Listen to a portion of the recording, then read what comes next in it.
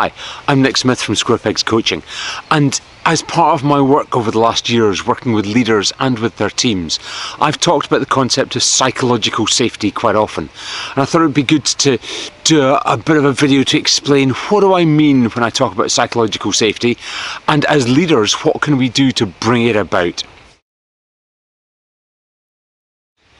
Learner safety.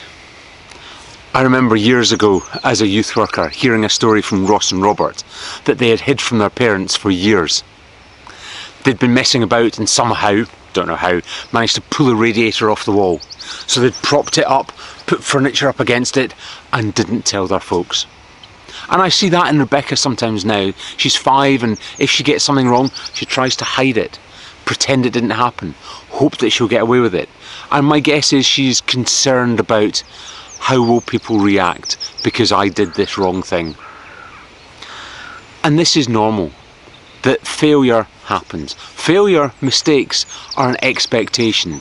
We shouldn't think that they're the exception. We all make mistakes. But it's how we deal with them as leaders particularly that is important. You know, we want people to grow and learn. And often the best way to grow and learn is by doing things, and if we're not expert already, we will make mistakes. And that's okay.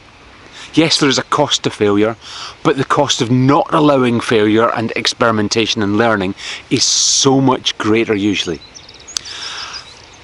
But are we creating a hostile kind of environment that doesn't allow this? How do we react when someone gets it wrong?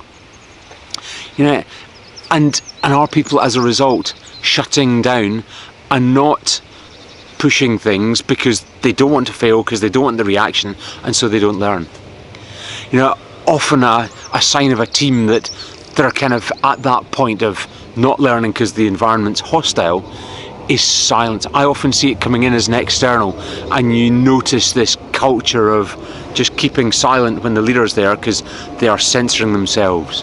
And once they're doing that, you start to think, have they stopped kind of looking at the way they're operating and learning from it? Because they're not pushing the boundaries at all.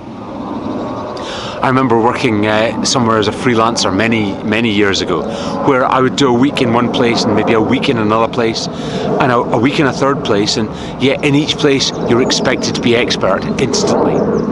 And occasionally there were things that I was like, oh, I don't know that, and I would ask in a team meeting, and then, well, of course you should know that.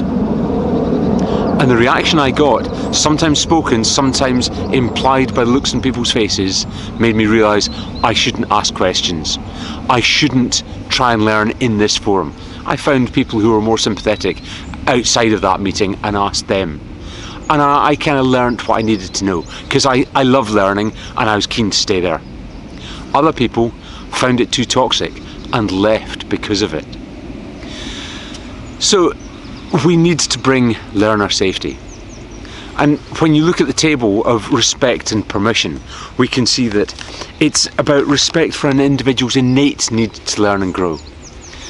Daniel Pink talks about mastery as being one of these things that motivates people. We all want to master stuff, and so give people the space for that, space and permission maybe to engage in all aspects of the learning process.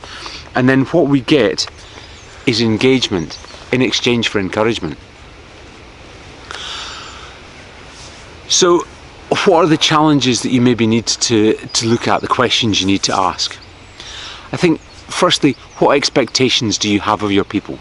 Is it the same for everyone in terms of their ability to learn? Not necessarily their speed or their willingness, but that they're all able to learn. Or do we set the bar higher or lower for some people? They will jump over it regardless. If we set the bar low, they will jump over it. If we set the bar high, they will do what they can to jump over that. But secondly, I think, do you model learning? Are you a leader as learner, or are you the leader as oracle because you give the impression that you know everything and you never make mistakes and you don't need to learn? One to think about and maybe revisit. But thirdly, how do you react when someone fails or makes a mistake or whatever? And how do your team react? Do they pillory that person for getting it wrong? Do they scapegoat them because it's caused the team to fail? Or do they accept that we all make mistakes? There's some things to think about as we look to build learner safety in the environment that we're in.